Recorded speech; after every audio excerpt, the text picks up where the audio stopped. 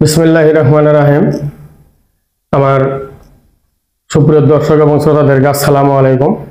আজকের আলোচনার বিষয় বিভিন্ন প্রকার ব্যবসা নিয়ে আজকে আলোচনা। প্রথম হলো যে এক মালিকানা ব্যবসা, অর্থাৎ এক মালিকানা ব্যবসা প্রতিষ্ঠান মুনাফা অর্জনের উদ্দেশ্যে একক মালিকানায় যে ব্যবসা প্রতিষ্ঠান গঠিত হয় এবং পরিচালিত হয় সেটাকে বলা হয় এক মালিকানা ব্যবসা। আমি আবার বলতেছি, মুনাফা অর্জনের উদ্দেশ্যে একক মালিকানায় গঠিত এবং পরিচালিত ব্যবসা প্রতিষ্ঠানকে এক মালিকানা ব্যবসা বা এক মালিকানা কারবার বলে।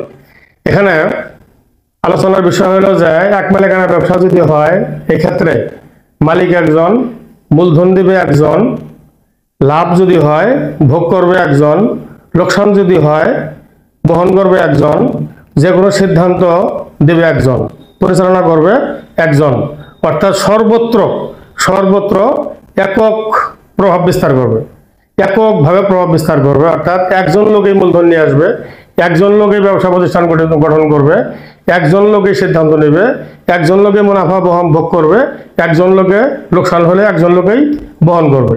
অর্থাৎ মুনাফা অর্জনের উদ্দেশ্যে একক মালিকানায় গঠিত এবং পরিচালিত ব্যবসা প্রতিষ্ঠানকে এক মালিকানা ব্যবসা প্রতিষ্ঠান বলে। এরপর আছে অংশীদারি ব্যবসায়। যে অংশীদারি ব্যবসার নাম শুনলে বোঝা যায় যে মালিক একজন না, মালিক বেশি আছে।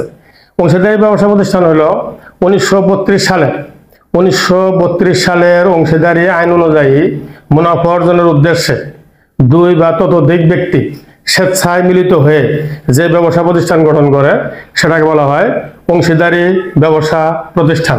আমি আবার বলতেছি, 1932 সালে বাংলাদেশে প্রচলিত 1932 সালের অংশীদারি আইন অনুযায়ী মুনাফা অর্জনের উদ্দেশ্যে দুই বা ততোধিক ব্যক্তি স্বেচ্ছায় মিলিত হয়ে যে ব্যবসা প্রতিষ্ঠান গঠন করে সেটাকে বলা হয় অংশীদারি ব্যবসা প্রতিষ্ঠান। আর এই অংশীদারি ব্যবসা প্রতিষ্ঠানে অংশীদারের সংখ্যা কত হবে সেটা নিয়ে একটা কথা। অংশীদারি ব্যবসা প্রতিষ্ঠান যদি হয়, সাধারণ ব্যবসা হলে অংশীদারদের সংখ্যা হবে সর্বনিম্ন 2, সর্বোচ্চ 20।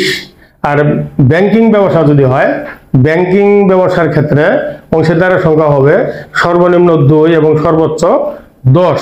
এখানে কোন অংশীদার কত টাকা মূলধন দিবে, কোন অংশীদার কত টাকা মূলধন নিয়ে আসবে, কোন অংশীদার কত টাকা উত্তোলন করতে পারবে, লাভ এবং লোকসান কিভাবে বণ্টিত হবে, সবকিছু একটা চুক্তিতে লিপিবদ্ধ থাকে, একটা চুক্তিতে লেখা থাকে। এবং অংশীদারদের নাম, ঠিকানা, ব্যবসার ধরন, কোন অংশীদার কত টাকা মূলধন নিয়ে আসবে, কোন অংশীদার কত টাকা উত্তোলন করতে পারবে এবং বছর শেষে লাভ অথবা লোকসান যে হবে সেটা কিভাবে অংশীদারদের মধ্যে বন্টন হবে, এই সব কিছু একটা চুক্তির মধ্যে লেখা থাকে।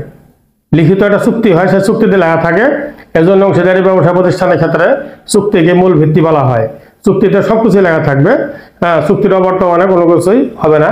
এখন আমি আবার অংশীদারি ব্যবসা প্রতিষ্ঠানের সংজ্ঞাটা বলি যে বাংলাদেশে প্রচলিত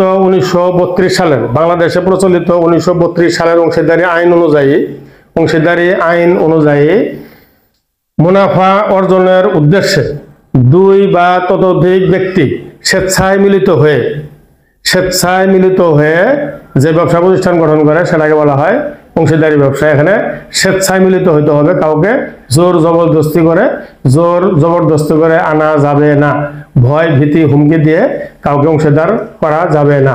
স্বেচ্ছায় মিলিত হইতে হবে, স্বেচ্ছায় আসতে হবে এবং 1932 সালের আইন অনুযায়ী গঠিত হবে। তারপরে আবার চলে আসে প্রাইভেট লিমিটেড কোম্পানি, অর্থাৎ কোম্পানির বিষয়টা হলো বাংলাদেশে প্রচলিত 1994 সালের কোম্পানি আইন অনুযায়ী গঠিত, যেখানে কোম্পানি আইন অনুযায়ী গঠিত যে কোম্পানিতে সর্বনিম্ন সদস্য সংখ্যা 2 জন এবং সর্বোচ্চ 50 জনের সীমাবদ্ধ, অবাধে শেয়ার হস্তান্তরযোগ্য নয় এবং জনগণের উদ্দেশ্যে শেয়ার এবং ঋণপত্র বিক্রয়ের আহ্বান জানানো যায় না, তাকে বলে প্রাইভেট লিমিটেড কোম্পানি। আমি আবার বলতেছি, প্রাইভেট লিমিটেড কোম্পানি হলো বাংলাদেশে প্রচলিত 1994 সালের কোম্পানি আইন অনুযায়ী গঠিত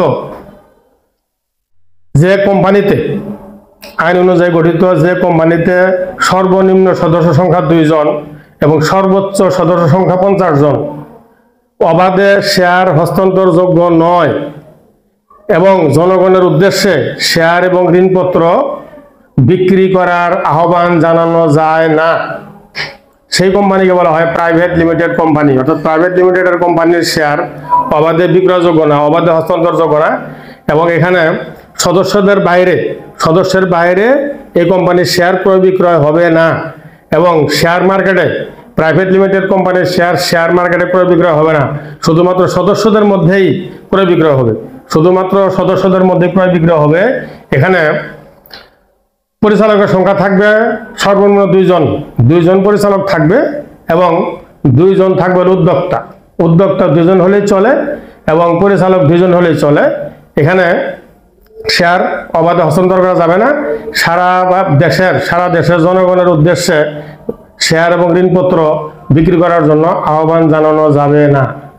লিমিটেড যে শব্দটা আছে, এলটিডি লিমিটেড লেখা থাকে, প্রাইভেট লিমিটেড পিভিটি, আবার ব্র্যাকেটে লেখা থাকে এলটিডি মানে লিমিটেড মানে এলটিডি, অর্থাৎ শেয়ার দ্বারা সীমাবদ্ধ। এক লোক যদি 1000 টাকা শেয়ার কিনে, সে 1000 টাকা দিতেই বাধ্য, সে আর বেশি টাকা দিবে না। এরপর আসতে হলো পাবলিক লিমিটেড কোম্পানি, যেটাকে বলা হয় পিএলসি, এখানে লেখা থাকে পিএলসি। প্রত্যেকটা ব্যাংকে কিন্তু বর্তমানে জনতা ব্যাংক, সোনালী ব্যাংক, সব ব্যাংকের সাথে লেখা আছে পিএলসি মানে public limited company. Public limited company হলো বাংলাদেশে প্রচলিত 1994 সালের কোম্পানি আইন অনুযায়ী যে কোম্পানি গঠিত, যে কোম্পানিতে সদস্য সংখ্যা থাকে কমপক্ষে 7 জন এবং সর্বোচ্চ শেয়ার দ্বারা সীমাহীন, অর্থাৎ 1994 সালের কোম্পানি আইন অনুযায়ী গঠিত যে কোম্পানিতে সর্বনিম্ন সদস্য সংখ্যা 7 জন এবং সর্বোচ্চ শেয়ার দ্বারা সীমাহীন এবং অবাধে শেয়ার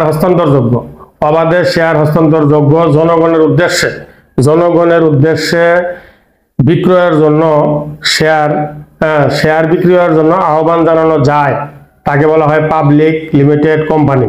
অর্থাৎ 1994 সালের কোম্পানি আইন অনুযায়ী গঠিত যে কোম্পানিতে সদস্য সংখ্যা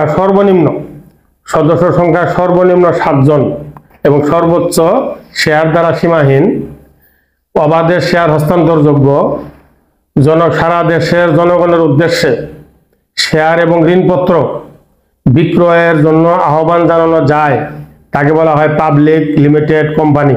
এলটিডি মানে হলো সীমাবদ্ধ, শেয়ার দ্বারা সীমাবদ্ধ, অর্থাৎ যে যত টাকা শেয়ার কিনবে তত টাকা প্রদান করতে বাধ্য থাকবে, এর বেশি টাকা সে দিবে না। এখানে পরিচালক হইতে হয় কমপক্ষে 3 জন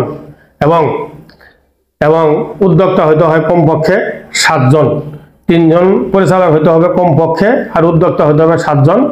আর 1994 সালের কোম্পানি আইন অনুযায়ী গঠিত হইতে হবে।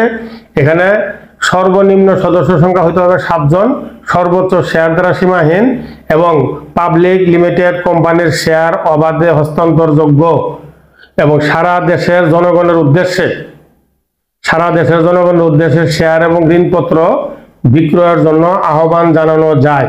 অর্থাৎ সারা দেশে বিক্রি করা যায়, সদস্যদের বাইরেও বিক্রি করা যায়, এবং এই শেয়ার মার্কেটে লেনদেন হয়। তাহলে কি পাবলিক লিমিটেডের শেয়ার সদস্যদের বাইরে ক্রয় বিক্রয় করা যায় না, কিন্তু পাবলিক লিমিটেড কোম্পানির শেয়ার সদস্যদের বাইরে সারা দেশের জনগণের সাথেই ক্রয় বিক্রয় করা যায়।